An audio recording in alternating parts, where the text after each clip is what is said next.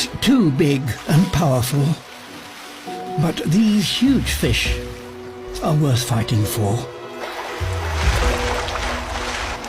She follows the salmon upstream, looking for a place where they're forced to swim, close to the riverbank. This could be her chance.